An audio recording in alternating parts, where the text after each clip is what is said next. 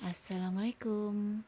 Kami dari kelompok 3 akan mencoba menyampaikan materi mengenai teknik menyusun press release dan strategi menghadapi wartawan. Kelompok 3 ini beranggotakan 1. Vian Andi Permana, yang kedua Wahyudi Setiawan, yang ketiga Yunita Widianti. Teman-teman sering dengar press release kan? Tapi belum paham itu apa. Kita pelajari lebih lanjut yuk. Press release, siaran pers atau rilis adalah informasi yang dibuat oleh public relation atau PR suatu organisasi, perusahaan, atau instansi yang disampaikan kepada media massa seperti koran, televisi, radio, atau situs online dengan tujuan tertentu, yaitu mendapatkan publisitas, promosi, branding, atau pencitraan untuk dipublikasikan dalam media tersebut. Seperti ketika perusahaan akan mengadakan suatu event atau polisi dan dirasa perlu untuk menyampaikan kepada masyarakat luas, maka diperlukan sebuah press release. Secara praktis, press release adalah berita yang dibuat untuk sebuah instansi atau lembaga untuk dipublikasikan di media massa. Kamus Google menyebutkan press release adalah berita untuk surat kabar. A. Pengertian press release. Menurut Kriyantono, press release bisa disebut rilis atau rilis adalah sebuah berita atau informasi yang disusun oleh sebuah organisasi yang menggambarkan kegiatannya. Sedangkan menurut Sumirat, press release adalah informasi dalam bentuk berita yang dibuat oleh PR atau humas suatu organisasi atau perusahaan yang disampaikan kepada pengelola pers atau redaksi media massa, TV, radio, surat kabar, majalah untuk dipublikasikan dalam media massa tersebut. Menurut Thomas Bivin, terdapat 3 jenis press release berdasarkan pada penekanan topik yang ditampilkan, yaitu basic publicity release, product release, dan financial release. 1. Basic publicity release adalah segala informasi yang dinilai mengandung nilai berita bagi media massa. Dalam hal ini, PR harus pandai membuat berita dengan cara membuat event-event yang menarik.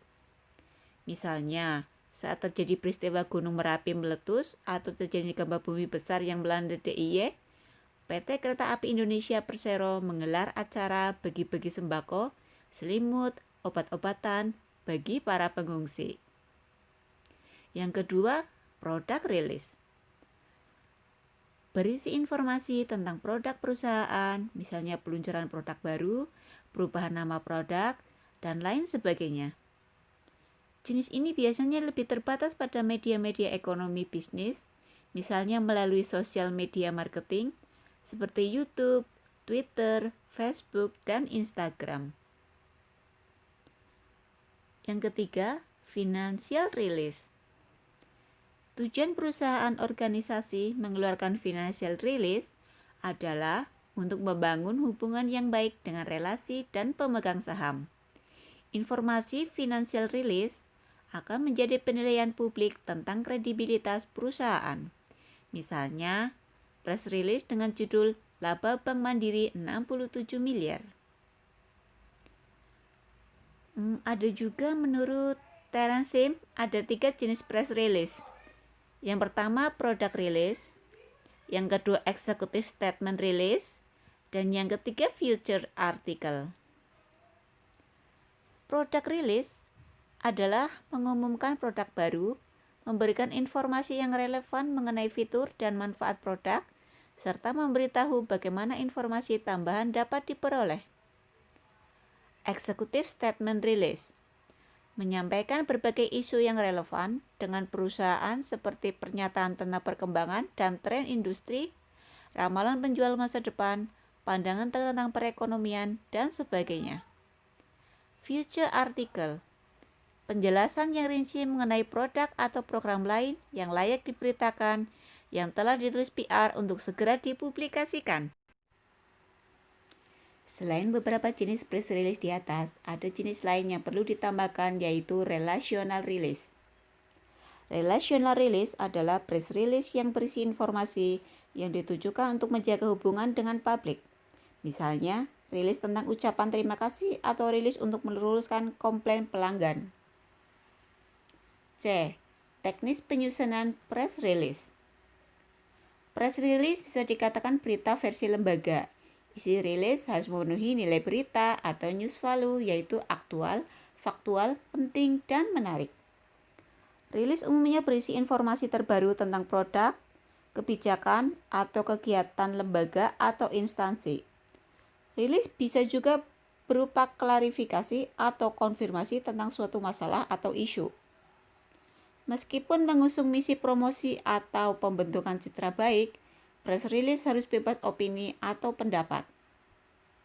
Isi rilis hendaknya hanya berisi fakta. Hindari penggunaan kata-kata promotif atau bernada memuji diri sendiri dalam membuat naskah rilis. Gaya bahasa yang digunakan juga harus bahasa jurnalistik, yakni bahasa yang biasa digunakan kalangan wartawan dalam menulis berita. Ciri-ciri bahasa jurnalistik antara lain ringkas, padat, lugas, sederhana, dan jelas. Adapun cara menulis press release,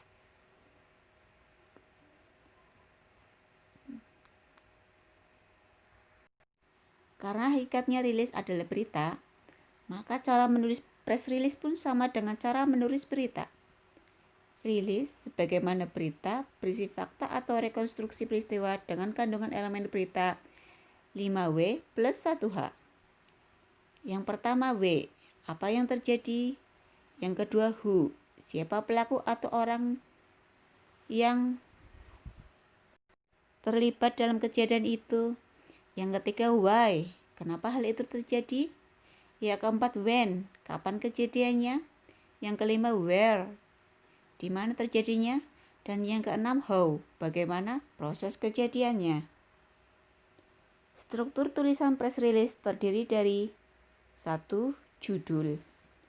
Judul berita harus kalimat lengkap, minimal subjek plus predikat dan menggunakan kalimat aktif. Yang kedua, teras berita.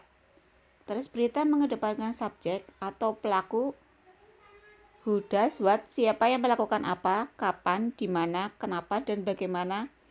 Isi berupa penjelasan unsur why dan how. Yang ketiga, isi berita. Tips membuat press release. Yang pertama, pelajari gaya bahasa media yang akan menjadi target pengiriman rilis. Yang kedua, tulislah siaran pers dengan gaya media tersebut. Yang ketiga, pilih judul yang positif, aktif, bukan pasif. Yang keempat, paragraf pertama, lead harus jelas dan ringkas. Yang kelima, gunakan bahasa jurnalistik, ringkas dan lugas. Kalimat dan paragraf pendek-pendek, hindari anak kalimat. Yang keenam, tulislah fakta dan data saja, bukan opini atau pandangan. Yang ketujuh, ketiklah hanya satu sisi kertas. Yang kedelapan, selalu beri tanggal. Yang kesembilan, selalu cantumkan nama kontak dan nomor telepon bagian akhir naskah. Yang ke-10, gunakan kertas surat resmi dan cantumkan label siaran pers di bawah logo sebelum naskah. Yang ke-11, pelajari juga editorial policy, frekuensi penerbitan, tanggal terbit, deadline, daerah sirkulasi, serta jangkauan dan segmen pembaca. Ke-12, teknik pengiriman rilis bisa melalui mail, fax, pos, bisa ditujukan kepada wartawan yang sudah dikenal, dan jangan lupa konfirmasi via telepon. Yang ke-13, di era internet, penulisan dan pengiriman rilis lebih mudah dan cepat. Kalangan humas harus memanfaatkan website dan media sosial resmi untuk menyebarluaskan rilisnya. D. Cara menghadapi wartawan.